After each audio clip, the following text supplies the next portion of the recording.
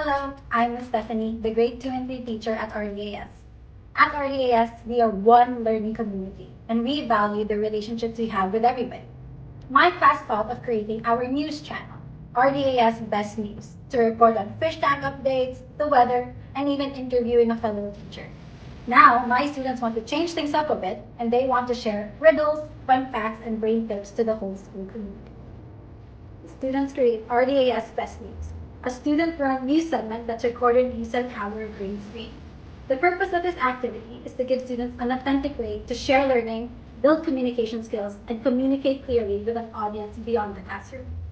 But it turns out it's actually explosive.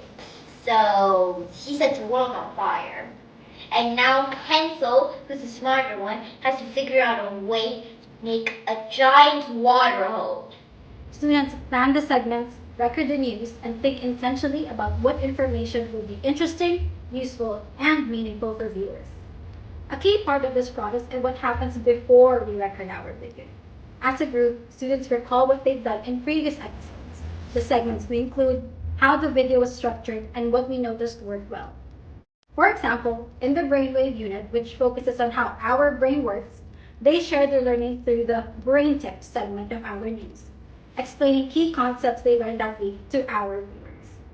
Today I'm going to tell you how to make your brain stronger. You should study and do some sport. You study and do sport, your brain get more connections. After recording our video, we engage in a shared reflection.